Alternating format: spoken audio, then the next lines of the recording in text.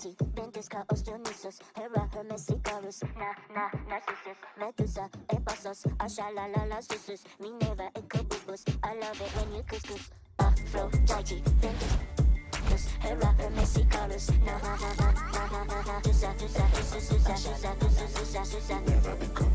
I love that.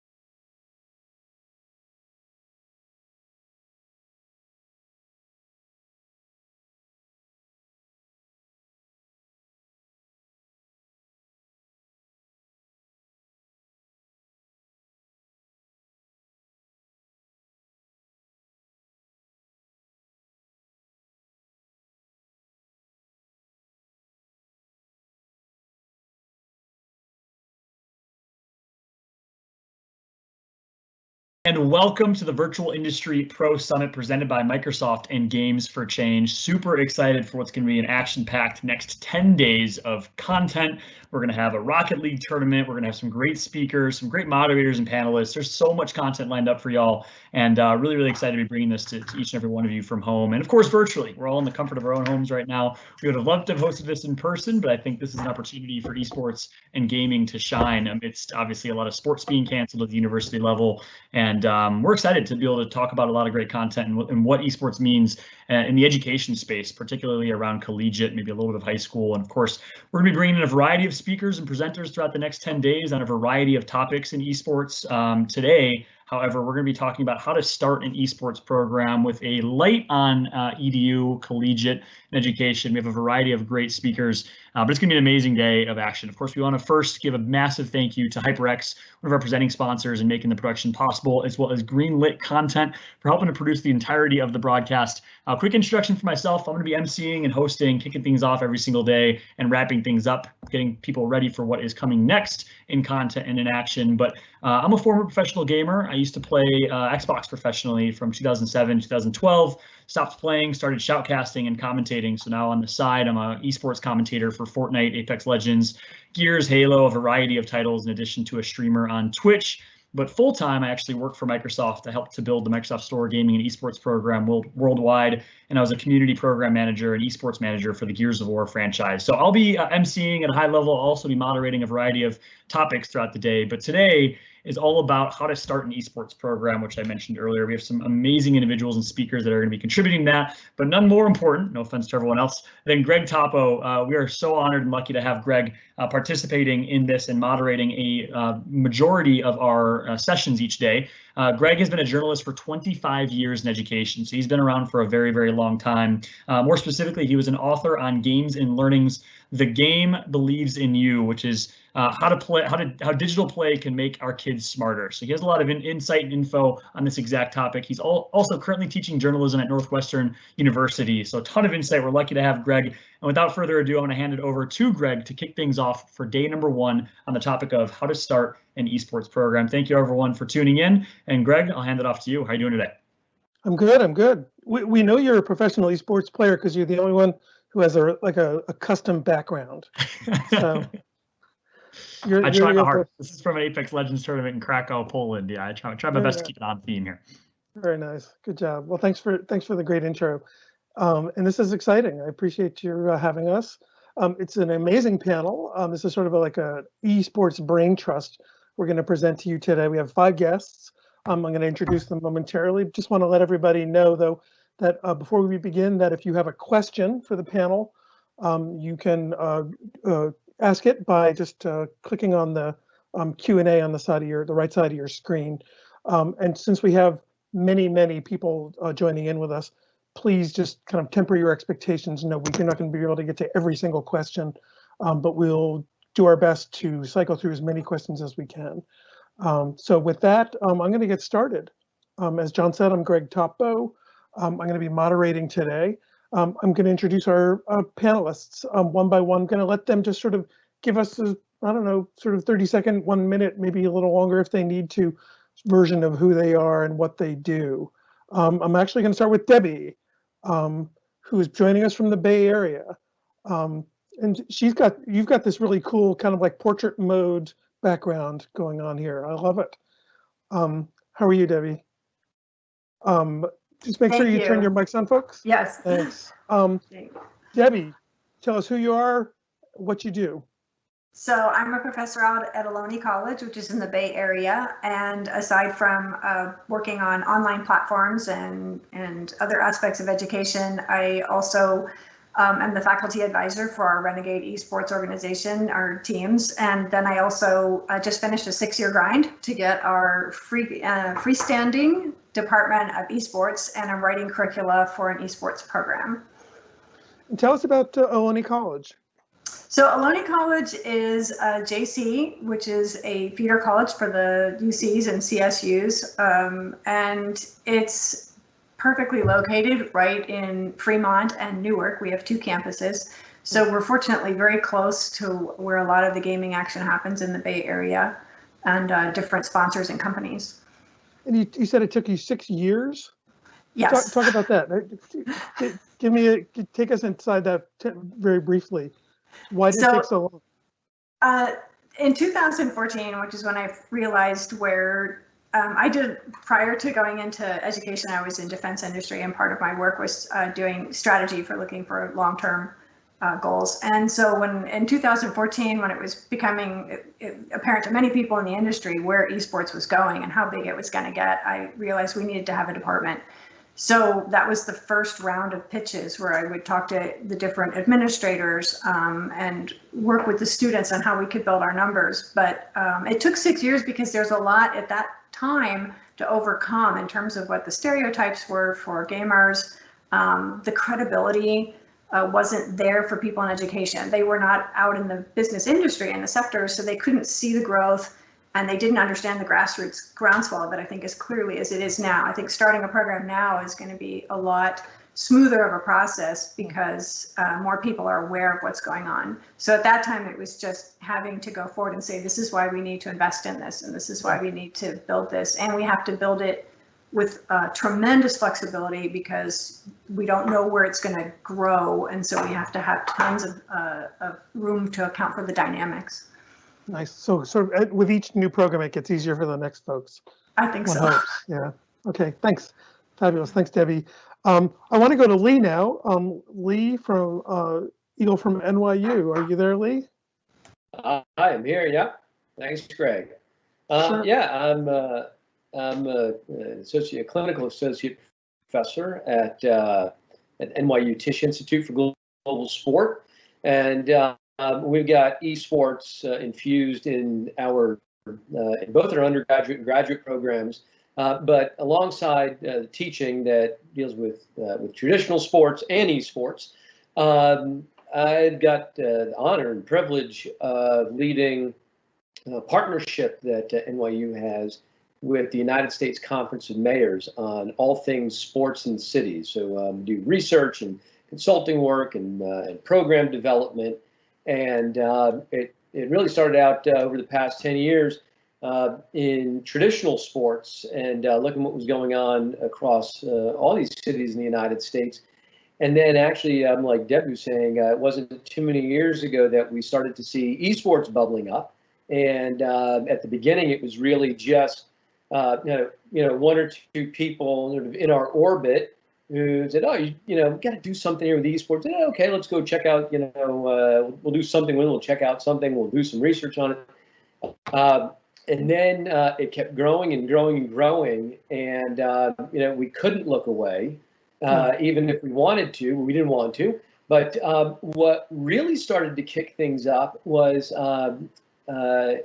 one of the projects that we had going was with the city of Arlington, Texas. And the mayor there said, we've got the Dallas Cowboys and the Texas Rangers and Six Flags and Lowe's Hotels and all these things going on. We think that we are a sports-led city, and we want to promote the city like that. What's the next play that we ought to make in sports? And I think probably people listening here know where I'm going with this. But we had a project team that went out on it and came back and said, the number one sport to look at is esports, and not because it's wildly popular, but because everything that esports brings to the table is everything that Arlington brings to the table. There's just this wonderful alignment. And so a few weeks later, really had no idea, but there stood Mayor Williams and announced esports arena was going to be built. And oh, okay, well, that's pretty serious. Even I think as that was materializing, we saw esports booming. We were already at work on things, looking at the development of esports in cities, and looking forward to sharing some of that and how it all comes together in our work at NYU as we talk here today. So thank you. Great, thank you. Thanks, Lee. And I've got lots of questions about how mayors can understand this stuff. Let's move on to Jay Collins down in Ohio, or up in Ohio, or depending on where you are. Jay, hello. Hi, I'm Jay Collins. I use they, them pronouns. I'm out here in Cleveland, Ohio, and I am a teacher at Hathaway Brown, an all-girls school outside of Cleveland, and we were actually the first all-girls school in the nation to start an esports team last year. I do a bunch of other stuff too. So I run a startup called Liminal Esports. We're actually researching and allowing educators to help research their own esports programs to see what impact esports has on students. I also run a small nonprofit that helps teens, particularly marginalized teens, engage in esports. Prior to all of that, I led game-based education policy for the U.S. Department of Education during the Obama and Trump administration, and also later on for the executive branch as well. And the one other thing that I wanted to say too was just to give a quick shout out to our 2020 seniors at Hathaway Brown. They've been our robotics team, 2399, fighting unicorns, and our esports team, the HB Blazers, were really on point this year, and really sad to have their season ended early. So just keeping in mind all those students out there who aren't going to be able to walk at graduation this year. Absolutely. And I do want to ask you about your seniors in a second. So I'm going to put a pin in that. I have some questions about that. Thanks, Jay. Let's talk to Jim in Racine. Jim. Yeah, hi, I'm James O'Hagan. I'm the Director of Digital and Virtual Learning for the Racine Unified School District. I also host the Academy of Esports podcast. It's been going on over 2 years now. Actually, Jay's been a guest on my podcast. I think, Jay, you've been on now 3 times on the podcast, and Bubba, who you haven't talked to yet, has been on the podcast before. But my work involves 20 years in education, first as an elementary school teacher, and seeing how I was asked to start a computer club with 5th graders back in 1999. Oh, goodness. And I saw amazingly right away just how that computer club turned into a gaming club, and saw how many kids were a part of it who weren't even interested in computers or gaming. They just wanted to be a part of something. Yeah. And that really kind of carried me through up until the year 2019, when I was in the Rockford Public School District working as the Director of Instructional Technology there, and was asked, hey, I saw this thing on 60 Minutes the other night about Robert Morris University in Chicago, which was offering esports scholarships. And luckily, I worked in a school district that has a very progressive athletic director who is all about adding opportunities for children to have ways to participate in schools. And so we very quickly ramped up an esports program. But I came to the Racine Unified School District a year later, and really began to rethink what esports could mean for our students. And what we're doing here with the Racine Unified School District and esports is we're doing 5 things. We want to redefine what our athletic culture looks like in our schools. We want to diversify opportunities for student participation. We want to promote good mental and physical health. We want to increase career and collegiate scholarship pathways. And the big one, and Greg, this might go to your book even, is we want to honor the importance of play. Back in 2001, when No Child Was Left Behind was passed, it seemed that play was the thing that kind of got left out of this rush to test. And right now, what I'm seeing now is that we are starting to see just how important, especially now that we're all home, and our children are in a lot of ways socially isolated from their friends. Just seeing how important their missing of play really is. So esports is a way that we are filling it, though I have concerns in my own community, which is a high poverty community, where there are issues of access, and we're trying to find ways to increase that access for our students who are stuck at home with no internet access or console or PC system. Great, thank you so much. Yeah, no, you hit on lots of things we are going to be talking about today. Thanks, Jim. And last but not least, Bubba is here. Hello, yes. Hello, I'm Bubba Gettert. I'm with the Varsity Esports Foundation. We're a nonprofit focused on STEM learning, and we really focus on STEM learning through gaming and safe environments. And we do this by supporting about 6,000 YMCAs, middle schools, high schools, and colleges across the country. And we do this by support with grants and financial assistance for low-income organizations and schools to help play with esport clubs in their schools or with equipment that they need in order to compete. So James and I talk a lot about providing stuff to schools, especially low-income. Rural and urban is our big focus. And we also get to do this because we partner with some organizations like High School Esports League and NASIF, and we support them with free curriculum around schools across the country. A teacher and a principal in Kansas created a 148-page free curriculum for esports. It's career and college readiness that is free and available on Microsoft Educator website, and it's available to download today, and it's the only esports curriculum on the site so far. So we want to help people get more esports curriculum on there. So I'm glad to hear there are a lot of people working on curriculum right now, and especially at the college level, where definitely want to make sure these, as an organization, we want to make sure these colleges and these universities are not just adding an E onto their marketing class or an E onto their other types of business classes and just calling it esports. We want to make sure curriculum is actually presented as something that the esports industry needs. So yeah, I'm happy to be here. Fabulous. And Bubba, tell us two things. Number one, remind us where you're coming from physically. Okay. And then tell us about your hat. Oh, sure. Well, I am like I proudly say, I'm in the home of the Super Bowl champions here in Kansas City. We have an office here, and we rent some space from the High School Esports League, which has a couple thousand participants, or 80,000 participants across the country, about 3,000 schools they partner with for high school teams. And they're also doing a free, we partner with them as their nonprofit to do a free event called the Social Distancing Cup. As you can see on my hat, it's a free event with a couple different games. There's a lot of prizes, but we're also pushing on the charity side where you donate and play for free, but you donate to our foundation. We give that money right to Feeding America and also Human IT, which is helping get devices one-to-one to those students that can't, meet at school and use their computers anymore. So we're trying to help get computers into the households. Fabulous. And we already have not a question, but a comment from George who says, "Go KC." So, Dab, you got one it. fan, one fan out there in the universe.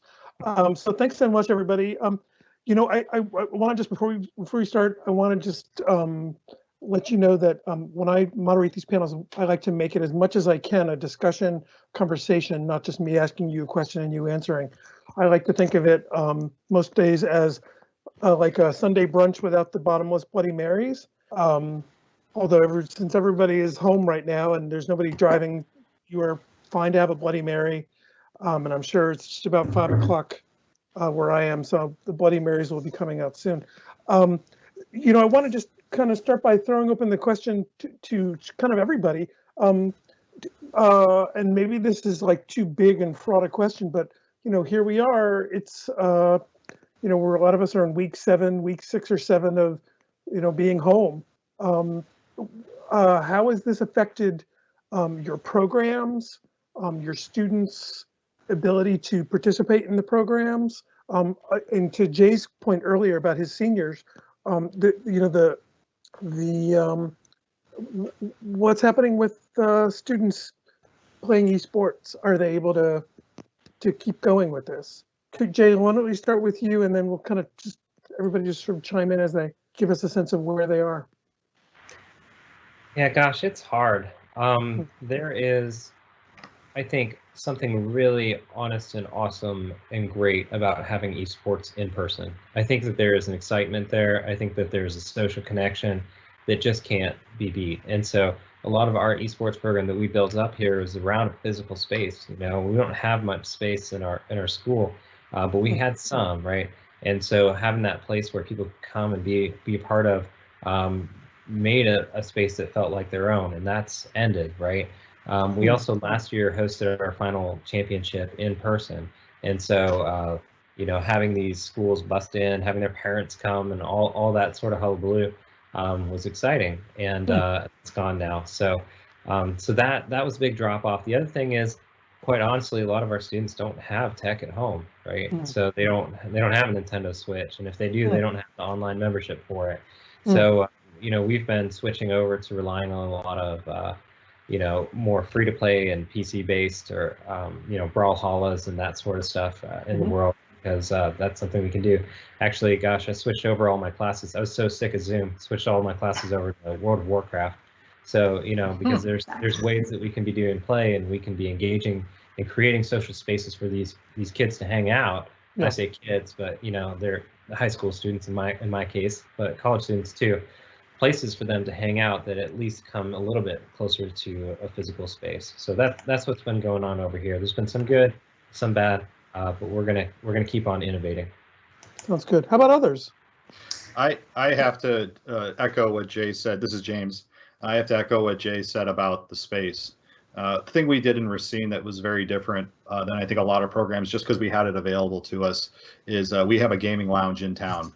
And rather than all the sunk costs of building arenas at all of our schools, we decided to rent space at the gaming lounge like you'd rent a bowling alley. You don't, you know, schools have bowling teams, they don't build bowling alleys. And that what I felt that did was we put five high schools into one space, and I was told I was nuts. I was crazy for trying to put 5 high schools together. But really what was amazing is that while kids do identify with their schools, they identify more around gaming and their love of their games, the games that they play. And those are the things that really socially bind them together in a lot of ways, especially when they find kids from across town. And it's been devastating to me personally to see, while yes, there are kids who are still able to compete and participate, it hurts me to see those kids who are not able to participate right now, or who are socially isolated because of their lack of access. And this is really, I think, in a lot of ways reared, while we think we are this technologically advanced and savvy society and you know, richest in the world and whatever, it still lays bare a lot of our warts that we have. And esports, I really believe in the power of esports as being something to really connect kids in ways that we have never connected before. 97% of boys and 83% of girls play video games. That's pure research. And that's not to say they're all going to want to be part of esports, but at least we know that's a vehicle of ways that we can connect with kids, and for them to lose that connection that in some ways was really only a positive influence that we have, especially again in a community where you do have mental health crisis. The only 2 ways you push against a mental health crisis, one is through play and one is through positive adult interaction, and now we're losing a lot of those things. So I really feel the fragility of the situation right now, very close to my own, because I live in the community in which I teach, so I feel it firsthand. Gotcha. Yeah, we definitely we were impacted pretty strong. We're really lucky. We have a great setup with our local Microsoft, and so we had actually scheduled with other colleges a whole series of events, starting with the first weekend in April, and then culminating with our annual Bay Battles Expo, which is an intercollegiate event that's hosted at our school in one of our giant rooms. And all of that had to suddenly get canceled and then postponed. And it's because we still don't even know what we're going to do in the fall. I think a lot of colleges are in the same boat. We're definitely shifting to online because we don't know where we're going to be. So some things weren't as impacted as others. The PC gamers were still able to work with other colleges, and Microsoft's been great in helping us try to organize some online tournaments through them. But because of the way we're located in our area, even though we're in the Bay Area, we're not in the affluent, you know, super, you know, Stanford area or whatever. We're a little outside, so we have that same disparity, you know, in terms of how much money people have and what equipment they have at home. But we have a huge FGC community, and so our fighting game community always wants to be together, and they're always hosting tournaments. And I think they've been hit the hardest, and then the ones that don't have the equipment at home you can see it. It's definitely the mental problems of trying to deal with this situation and deal with the isolation. And a lot of our students, they've lost their jobs, or their families have lost their jobs, and that's impacted them as well. So we're trying to plan for fall and try to say, well, maybe in October we can have our Bay battles. But while we're keeping that on the back burner, we're still looking at what can we do in the meantime to constantly keep everybody in touch, so that we're constantly talking with each other and making these plans and try to come up with alternatives, which, it's rough going, but we're getting there. Yeah. And you bring up an interesting point, which is a lot of us, unless we kind of get our heads in the game, we don't really think of college students as having families and having jobs and being, sometimes in the precarious position of losing your job while you're a student. So I appreciate you bringing that up. Hey, Lee, how about you? What's it look like from your end?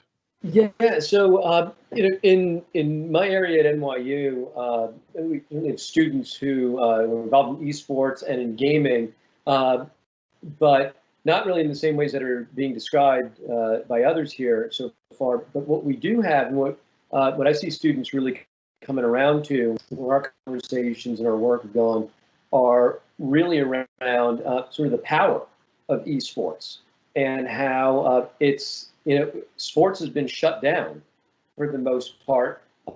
And as soon as that happened and people sort of held on, the next thing they turned to was esports. That's the only thing going. And it seems to have created wonderful communities and been a wonderful place for people to go.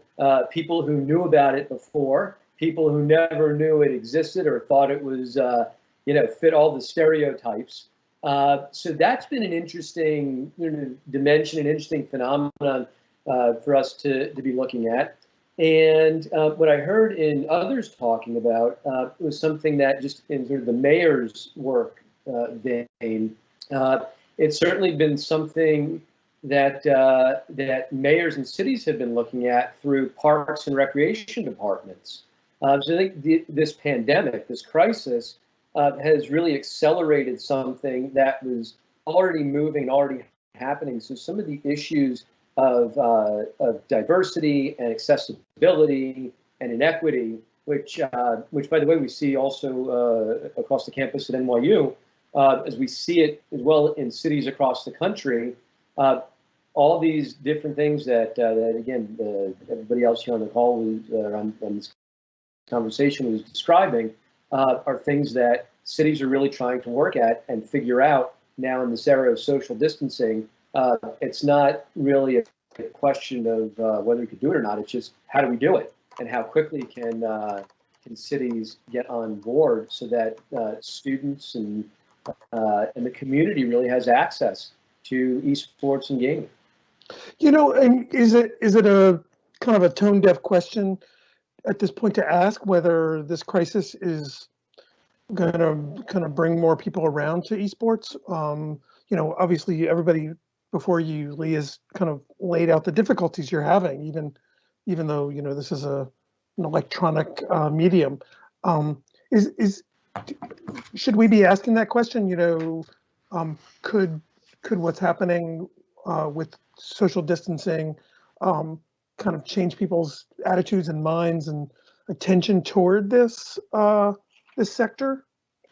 Yeah, so that's coming to me first. It's coming to you and then everybody else. And then everybody, and I'm really interested, of course, to hear what others are thinking about, what others are seeing. So I think it's actually irresponsible if we don't ask it. In this kind of circumstance, there's no question, health comes first. Public health, personal health, that comes first.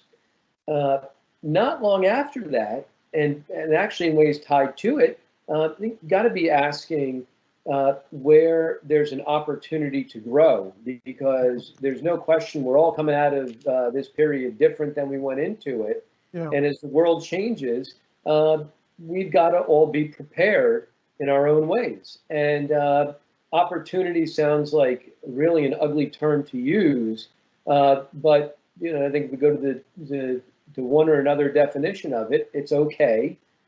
It's responsible, and it's the thing to be doing. And again, to an earlier thought, what I'm seeing is this is just this crisis is just accelerating some things that we were already see happening. And then I think probably everybody who is speaking here, who's asking questions here, who's in on this chat, knows has been happening. And maybe the thing to look out for is, oh my goodness, everybody else is going to start paying attention real soon if they aren't already. Others. Can I jump in here? Don't ask permission. Go for it. Okay. I think that I think this is actually a moment for us to be really careful, because there is going to be a ton of attention on esports. And I think the assumption from everyone who's just tuning in for the first time and learning this word esports and all that is going to be that, it's all the same, right? It's like I'm watching the NFL and there are 32 teams or something like that. But in reality, it's like finding out that sports exist, right? And so some parts of this are going to really flourish. I'm thinking particularly individual events, people who have good equipment at home and that sort of stuff. Other parts are going to be a lot harder. I'm thinking team events. I'm thinking in-person things. Our school, for example, number one most popular game in our school, Just Dance, which I know some folks that's great as a casual title, but you know what? I can play Rocket League better than I can play Just Dance, so I don't judge, right? Yeah. But I'm just thinking, right? They wanted to host a Just Dance tournament. It counts as esports, I would say, and it's not going to happen, right? So we're going to start seeing, I think, shifts in this is working and this is not, and that's going to be framed around our digital presence, and that can leave some people out, and that's something we're going to have to keep an eye out for. And I think, again, Jay and I are just in a lot in I think in cahoots in all this. Also, again, I worry about the issues of equity of access, especially for our kids who need this the most.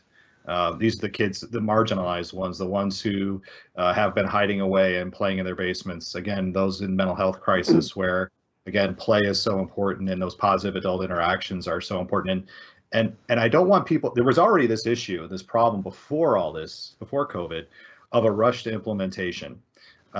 People were running in to start esports programs without even thinking beyond the computers that they buy and the games that they were going to play. And really, we have, as I try to frame it for people, if 97% of 83% of girls, teenage years, were ballet dancers, what would our schools look like? Or if they played basketball, what would our schools look like? And we have these people who are selling turnkey solutions for esports, and esports is not a turnkey solution. Everybody's esports implementation is going to be very specific. Just like Jay is a perfect example. Hathaway Brown School Jay, you started off with League of Legends and found out very quickly that you were trying to go the traditional game route, and found very quickly that your school was not going to go the traditional game route. Yeah, the students, when I asked them, I was like, hey, what do you want to play? And they're all like, League of Legends, that's what people play for esports. And I was like, okay, great, now let's all go play League of Legends. And they're like, whoa, we don't actually play League of Legends. We have an esports team, it should do that, because that's what everybody does. I'm like, what do you play? Mario Kart? Well, should we play Mario Kart then? Oh, we'd be there for that. It's like, yeah. So, sorry, James, did you want to finish your point, or? No, it was a perfect handoff. Like I said, we're Simbicado right now. It's just back and forth. I guess maybe just in response to what you folks were just saying. I mean, one of the kind of the pieces of work that we're trying to get done today is this, just to answer sort of the question, like, how do you start a league? How do you start a program, a team? At this point, here we are, almost May of 2020. If somebody came to you virtually, obviously, and said, okay, James or Jay or any of you, Bubba or Lee, or Debbie, I want to start a program. What should I do? Would you say not so fast, wait a few months? Would you say now's a perfect time? I can chime in on this. What would your guidance be? Bubba, did you have something? Yeah, I can chime in this. Yeah, we all get to be a part of these conversations, and the fun part is really to what Jay and James are talking about is surveying the kids. You could go out, like James is saying, and go buy 10 computers, and none of them play computer games. They all play Smash Brothers on Switch, and they already have Switches. potentially, or some of them have switches. So maybe if one or two of them brought them, you got 8 kids that can play now because you have 2 switches, and you can do organized play and have an esport club. That's the essence of just getting kids together, and that subset of kids that have no belonging. We're saying, so many kids play video games, yet many of them don't want to throw a ball or play an instrument or be in drama, but they do play video games. So give them an outlet, meet them where they are, and you just start as a teacher who has an invested interest, and you be a champion, and you talk to the principal and say, hey, I want to start an after school gaming club. And for scholastic gamers, as James would say, and those gamers, scholastic scholars. It's in the same wheelhouse, right? Scholar. Scholars. There you go. So your advice would be sort of start small. Mm-hmm. Yeah, engage. It's just like any event. I mean, when I worked in recreation for 20 years, I didn't ever just have a huge, like, mind-blowing event and tournament and league. I would start small with something just to engage people, just like you would do with anything. Start small, get something that they like, just like Jay is saying, they're all playing Mario Kart. Like, run an event, run a tournament that raises money for the local hospital or something, just to engage and have that for your kids in the library and after school. And then your school sees the value of it and the benefit of it. And then you do things like get curriculum that's involved and teach them how to build a computer and do computer science. And the computer science department gets involved. It's if you look at the career readiness for esports, you can replace some MBA with all the jobs. I mean, James has this chart, all the jobs that are involved in running the MBA, from media to janitor, in there anywhere. Esports has that for event planners and everything else. So it's all career and college readiness in itself. And when I get asked the same question, because I get asked all the time, is the first thing I always tell people to do is, what are your strategic goals of your school? So let's look at, where are you trying to move the needle? Where has your school already identified where your gaps are? And then figure out, where does esports fit into every one of them? And a lot of people just say to me, well, I don't know where esports fits. Well, then you need to do some research, because if the first thing is going to be, you're going to run out and spend $250,000 in sunk costs to build a computer lab. I equate it back to when back in the late 90s and early 2000s, when one-to-one programs were huge. Everybody had to have a laptop, right? And I remember showing up at a school, and their one strategic goal around their laptop program was they wanted to make sure the kids had technology in their hands.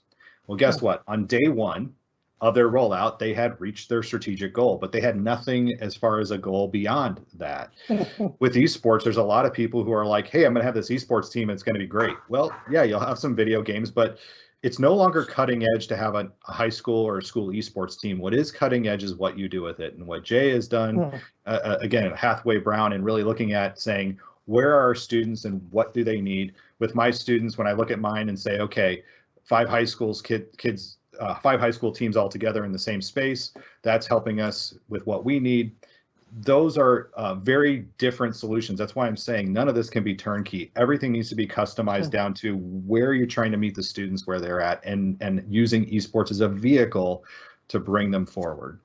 Great. Yeah. I love the idea of asking people sort of the bigger questions around their goals for the school. Hey, Debbie, there's a question for you specifically from Matt. He's asking, does your FGC community primarily play Smash Brothers? Yeah, I'd say it's probably the #1 most popular game. We do have like Dragon Ball Z and Tekken and Street Fighter and some other games as well, but I'd say Smash is still the front runner in terms of our FGC competitions, tournaments, and just general casual play. Sounds good. And then there's Matt actually has another, looks like he just wants to sort of chime in with kind of an observation. I believe this is the same Matt. But you never know, there are lots of Matts out there. I'm the founder of a platform that simplifies creating and managing location-based esports and gaming events for municipalities. This is going to set them back so much further because of their budget cycles. Yes. And then, yes. Yeah, maybe, I don't know. I know this, Matt. Say it again. This Matt's great. This Matt's great. He had research. This is Bubba.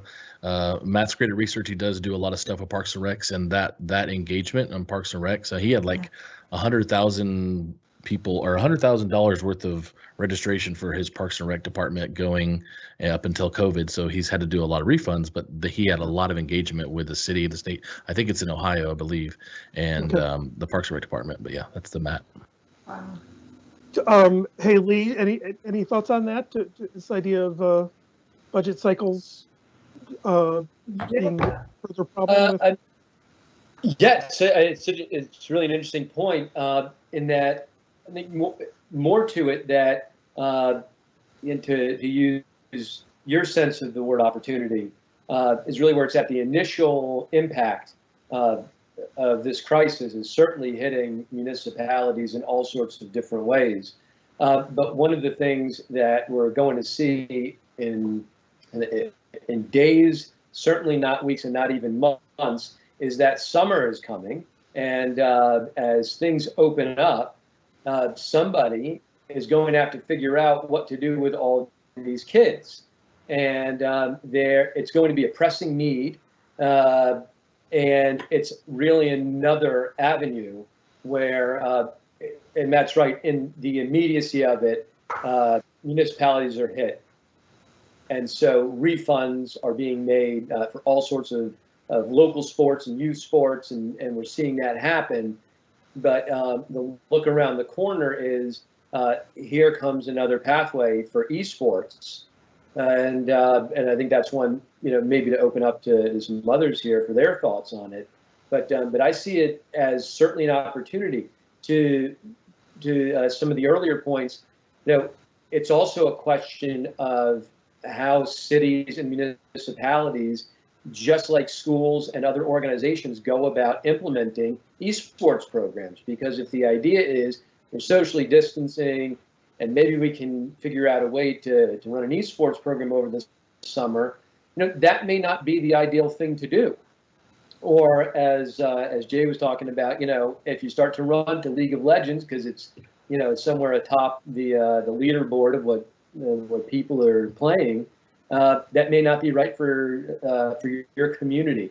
I think there are all these sorts of questions that were sitting around before. They were being answered. They were being worked on by lots of really good people. But now what we're seeing is, one, the acceleration of all of these questions, and they're also just coming at us in a different way than they did before.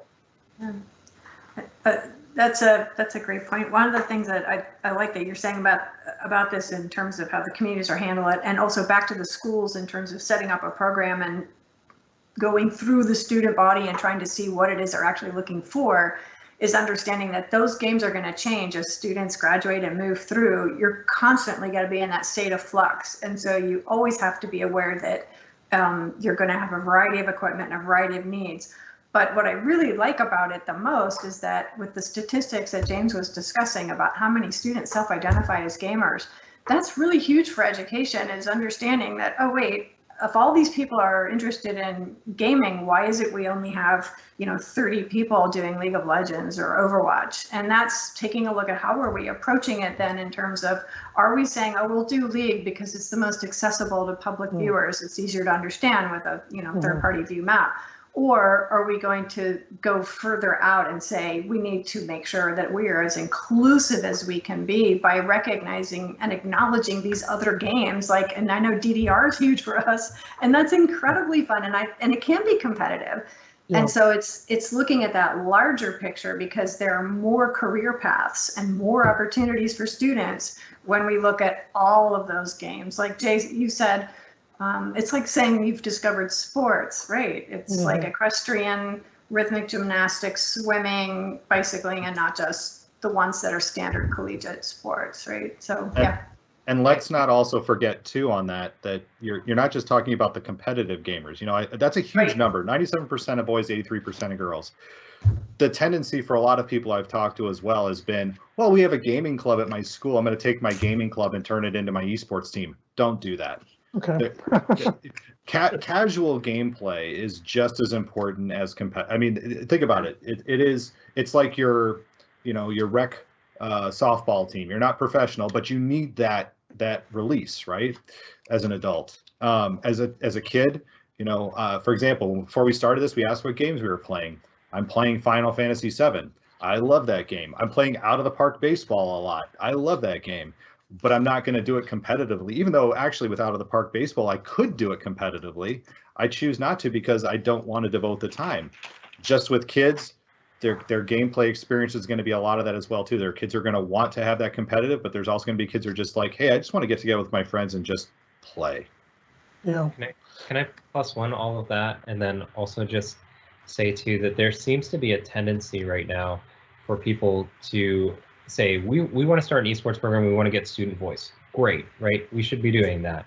Then they say, okay, who's interested in esports? And the 5 or 10 students who know what esports is and follow it show up and say, this is what it is, this is what we want to do. And that's okay, right? Like that's good to have those students. But you also have the other, 390, 400, 1,000, 10,000 students outside who maybe weren't in on that conversation. And so I liken it to having like a film club, right? And you're like, get 5 people in, and they're really excited about film club, and they say, we want to watch Die Hard, right? And then they say it's great, right? And you put up all these posters, and only them show up. And then the next time you say, okay, what should we watch next? And they're like, we should watch Die Hard 2, right? And they're like, Die Hard 3, right? And you get surprised, and you're like, nobody's showing up to my film club except for these 5 people. I guess people only like Die Hard at my school, and that's not the case, right? We have to be consciously going around to other student groups, other student places where students that aren't going to come to us, and ask them, what do you play? Because they are playing, like James keeps pointing out, they are playing. So what are they playing, and can we bring them into the fold? And the last thing, I'll just do a quick plug too, but I'm working with ISTE right now to actually publish a jumpstart guide on how to start your own esports club. So we're hoping to have that out over the summer. So if that's helpful to anybody out there as well. No, that's great. And actually, that was going to be my next question, which is, you actually kind of took the phrase right out of my mouth, which is jumpstart.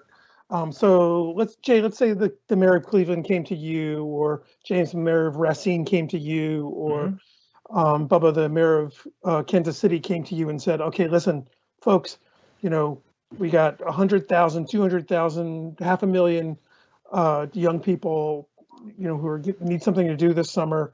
Esports sounds perfect. Please, here's some money to get it started. Would you say, okay, not so fast? Would you say, great, here are my first 2 or 3 steps? Just kind of break it down for us as much as as simply as you can, for the folks who might be in this position in another couple of weeks or months.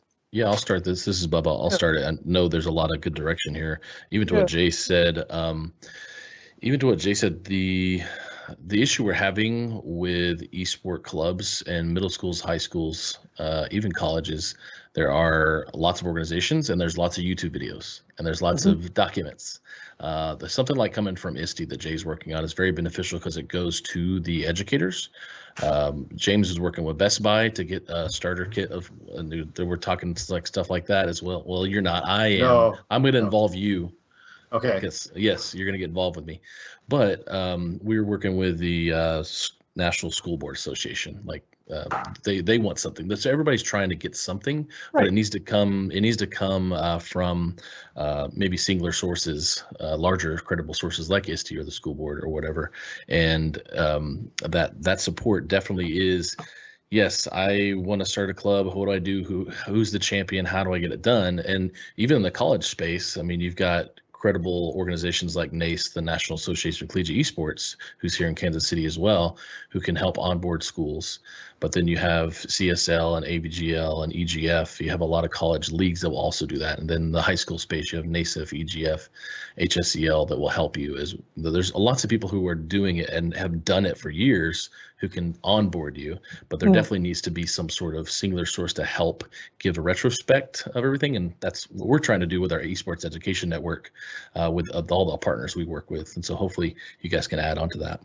But I guess I worry, Bubba, that so these organizations you're talking about, I mean, are these the turnkeys that we're being warned against, or are they doing something right that people should follow? Well, just want to make sure we're talking about the same thing here. Yeah, one of the main reasons there is collegiate esports is because high school esports was around, and high school esports is a pipeline. We all are trying to focus on the pipeline to go from kids playing organized play together at a young age, to maybe middle school teams that they're playing together in a safe environment, to high schools, to college and pro. But even pro doesn't mean professional athlete. Professional means professional careers in STEM careers, STEM related fields. So all esports and computer science, all this stuff is really college and career readiness for these students that have a focus in gaming, but they may not go ever play esports competitively at all after high school or college. That's okay. That's what it's here for. It's a vessel to get you there. Is it turnkey? I don't know. There's a lot of turnkey organizations. Yes, there's a lot of turnkey events, and there's a lot of the people in the rec space. James and I had a lot of people coming at us saying, "Hey, I want to start my baseball league's not meeting right now because my kids can't eat orange slices and the parents can't drink coffee on Saturday morning anymore. So hey, we want to do esports. It's pretty easy, right?" Like, no, it's going to take like a few weeks for you just to learn how to use the tournament platform for free. And so that's the turnkey. I like that's more to I talk about. So James, sir, go ahead. I mean, I guess anybody who can answer this question for me is welcome to it. Get us started. Get us rolling on starting an esports league, team, club. Even if it's just a few students, to Jay's point, you find out what they're playing and off you go. Somebody get us started on this in this weird time of uncertainty. I will offer up the quote that I usually start off a lot of my talks with, which is, "You become responsible forever for what you have tamed." And that comes from the book The Little Prince. And there's a lot of people right now who are really excited about esports, who want to jump into it, and who want to, as adults, who want to help get this started. They want to help kids, they want to provide kids all these great things, but realize that once you get this started, you have to own it. And what you start with, in a lot of times, is going to define the experience for a lot of kids right away. And so people who kind of flippantly almost, have money burning a hole in their pocket and want to start an esports league, those are the people I worry the most about, who don't come in with any expectations, again, other than, hey, I need these computers and I need these games. Right. The thing that I always tell people, after looking at their strategic goals and what they want to do, and this doesn't have to just be for a school, this can be for a city or a park district or an organization like a YMCA, for example, is write it all out on one page. Like, you should be able to give this to a board member or a parent or a community member and go, here's what we're trying to do, and here's the ways we're going to do it. And again, if you can't do those things, then you haven't done the homework yet. And if the mayor of Racine came to me and said, can we do this? I know, because I live in the community of Racine. I know what we need inside and out. But is it going to be perfect out the gate? No, not for 100%. But I know that, at least because I know the community and I know what our goals are and I know where our faults are and lie, that we could develop a plan. But that's because I live here, and I've lived here for 6 years now, coming up on 6 years. So I'm going to put you on the spot, though. So you're in Racine, you know what they need. Paint a picture. Access. Access is a huge issue. We have huge economic inequities. Again, if they can't travel out of the home, so how are we going to make sure that our 25 to 30% of our children in our school district right now who don't have internet access at home are going to get that, so it is secured? Internet access should be treated like a utility in this country. It has been put glaringly on display right now that just how important internet access is.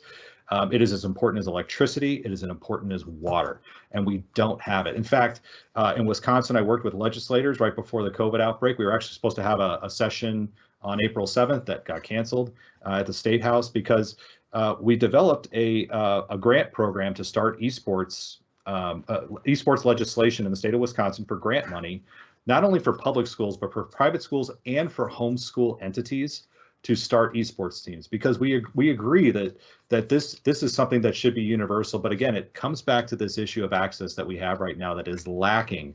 And again, for those who need this the most, we need to make sure that every child, if they want to do something like this in my community of Racine, we have to make sure first, could they do it? And if they can't, we have to fix that and fix the reasons why around it. Can I say something on that? Yes.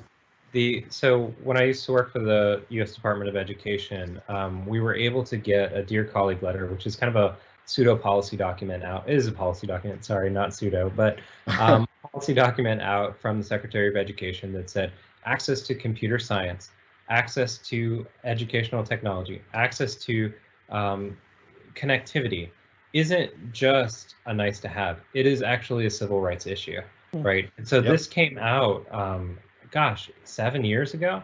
And we worked actually to get into the CRDC, the Civil Rights Data Collection, data from schools about, do they offer computer science courses? Do they have Wi-Fi in classrooms and all that sort of stuff? And just this year, actually, schools will start to be asked this question so that we will have a reliable map of the United States saying, you know, which schools have Wi-Fi and which of them have Wi-Fi in the classroom and which of them just have in the principal's office, right? But I think that that's at the core of what this is. We can say equity, and I think people hear equity, but I think we need to use a bigger word. It's civil rights, because people who are being systematically removed from this conversation, they have a lot of things in common, right? Low socioeconomic status, you know, marginalized in many different ways. So it is a civil rights issue, and if we don't stand up for it for esports now, it's going to get buried, and we can't let that happen. Yeah, it is very much a social justice. I say social justice. Jay says civil rights, but yeah, it is right up there. Yeah, it is. It's Debbie, you wanted to join? Yeah, I wanted to jump in. Actually, I'm going to follow with everything that you all said because I agree. When you're starting your organization, the most important thing, and I advise other colleges with this, is to not niche it. It needs to be an independent department of esports. You're looking to be as inclusive and as diverse as possible. And I talk about this with women in esports as well. And that is when it first came out with the slang title esports, from like video competitives or whatever it used to be, it immediately put it into an athletics mode, which is of course traditionally dominated by a specific type of student and individual. The same with trying to niche it under computer science or game design or something like this. Those are, again, traditionally male dominated fields. And then they come to me and say, why don't we have more female players? Why don't we have more put in the slot players? And it's because it's been niched. And this is one of the biggest opportunities I think we've ever had in education, to come up with something that is going to be incredibly inclusive and diverse, because it all depends on your passion for it and your skill. And there's such a variety of games.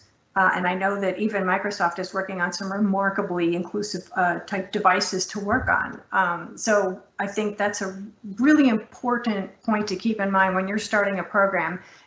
And it's an instinct of educators to want to say it belongs here, it belongs in this department, or it belongs to this, is to recognize that no, it's something completely unique. This is one of those unique careers that we said we're giving people education for careers that haven't existed yet.